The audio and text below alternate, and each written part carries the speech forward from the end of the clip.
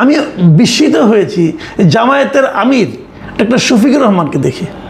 Doctor Shafiqur Rahman দেখলাম সেখানে একটা বক্তব্য দিলেন এবং উনি বক্তব্য দিতে যে যুক্তরাষ্ট্রকে ধন্যবাদ জানালেন এই কারণে যে বললেন যে যুক্তরাষ্ট্রকে ধন্যবাদ জানাচ্ছি, কারণ ইংরেজি বলেছেন, আমি বাংলায় বলে দিচ্ছি আপনাদেরকে। যুক্তরাষ্ট্রকে ধন্যবাদ জানাচ্ছি কারণ যুক্তরাষ্ট্র মধ্যপ্রাচ্য যুদ্ধ থামানোর জন্য উদ্যোগ নিয়েছে।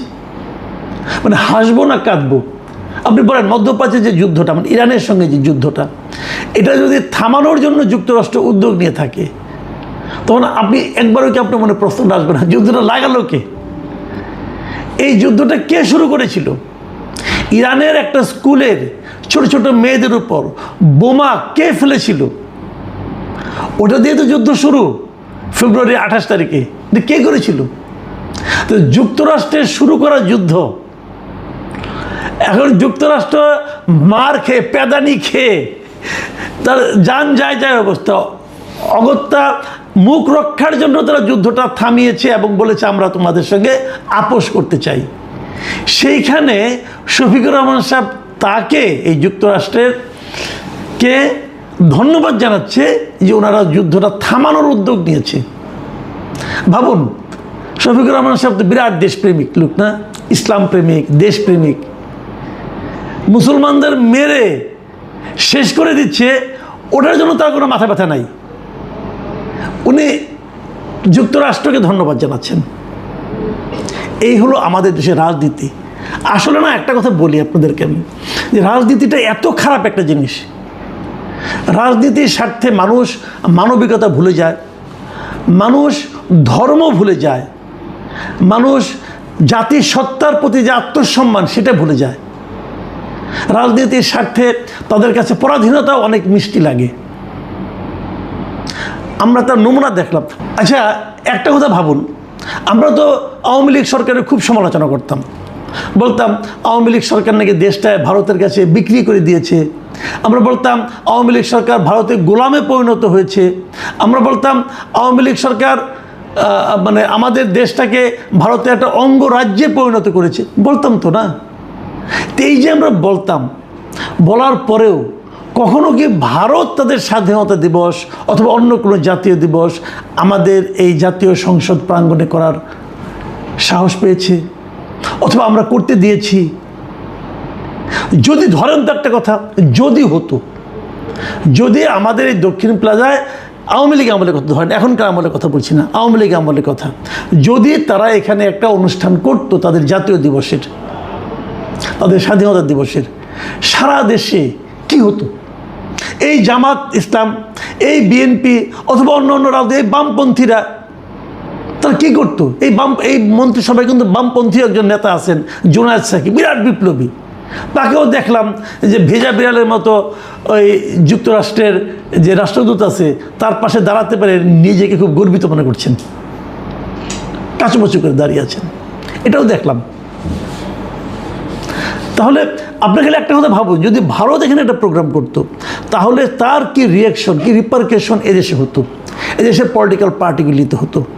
অথচ আজ যখন যুক্তরাষ্ট্র মানে একটা অনুষ্ঠান করলো তখন আপনারা তার কোনো রকম একটা রাগ শব্দ প্রতিবাদ দেখেছেন কোথাও? কোনো একটা পলিটিক্যাল পার্টির মধ্যে দেখেছেন? আমি কেবল একটা দেখলাম, একটা বামপন্থী দল কি বাসদ, ওরা একটু প্রতিবাদ করেছে। আর কারো প্রতিবাদ হয়তো করেছে, কোনো করলে ওরকম বামপন্থীরাই করবে। আর কারো তো এরকম আত্মবিশ্বাস অথবা ওরকম মেরুদণ্ড আছে বলে আমার কাছে মনে হয় না।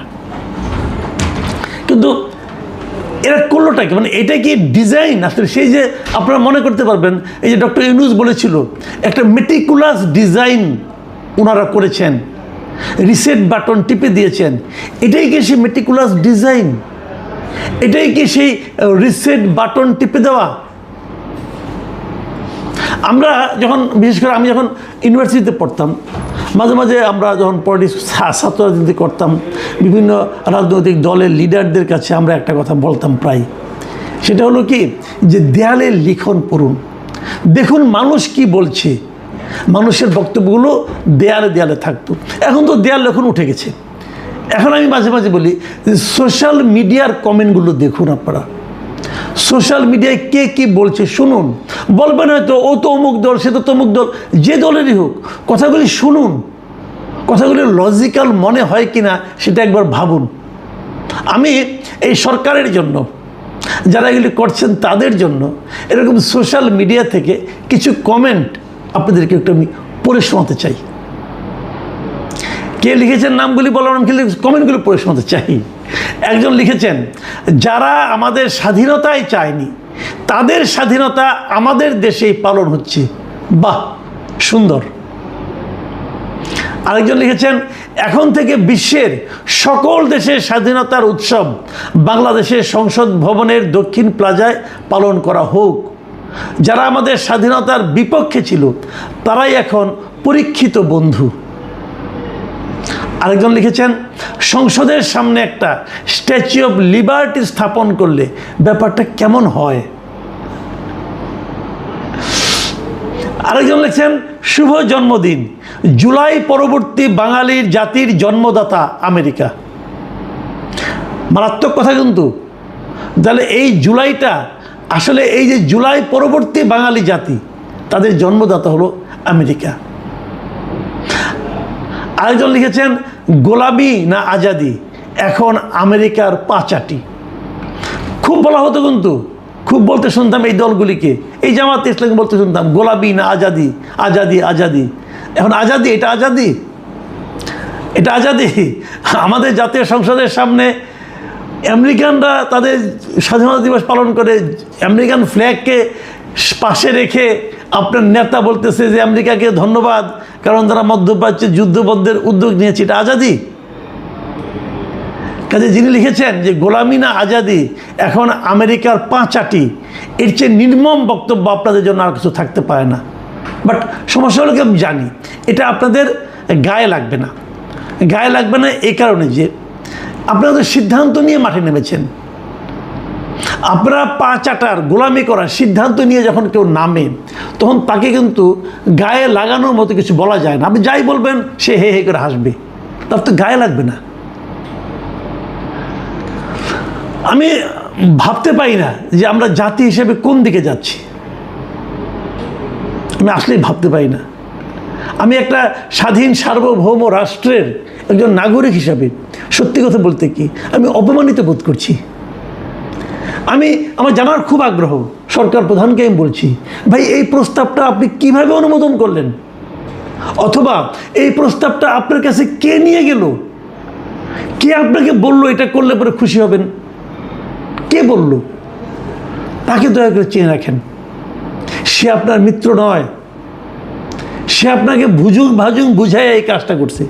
সে আসলে আমেরিকার পারপাস সার্ভ করছে এবং সে আসলে আমেরিকার চর, যুক্তরাষ্ট্রের চর হিসেবে সে এখানে কাজ করছে এবং এর মাধ্যমে সে যুক্তরাষ্ট্রের যে পারপাসটা সেটাই সার্ভ করবে।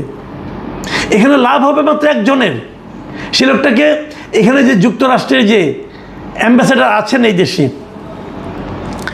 মিস্টার ব্রেন ক্রিস্টেনসন, তার লাভ হবে, আর কারো লাভ হবে না। সে ট্রাম্পকে বলতে পারবে, দেখো এই দালালগুলিকে আমি কোথায় এনে নামাইছি, আমার পায়ের কাছে এনে বসাই দিছি। এ বলবে। আমাদের দেশে যুক্তরাষ্ট্রের রাষ্ট্রদূত এর আগে প্রধানমন্ত্রী দেখা পাইতো না।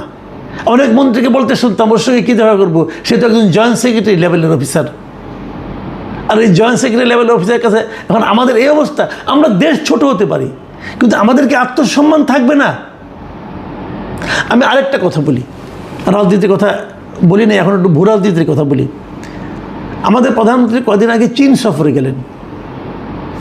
চীন সফরে চীনের সঙ্গে অনেকগুলো বিষয় নিয়ে আলাপ আলোচনা করেছেন। আমরাও ভেবেছি এটা একটা মাস্টার স্ট্রোক ছিল, কারণ ভারতের সঙ্গে চীনের সঙ্গে ওই যে কূটনৈতিক যে বোঝাপড়াটা, যে দেন দরবারটা, এটা খুব সুন্দরভাবে আমাদের সরকার প্রধান করতে পেরেছেন বলে আমি ভেবেছিলাম।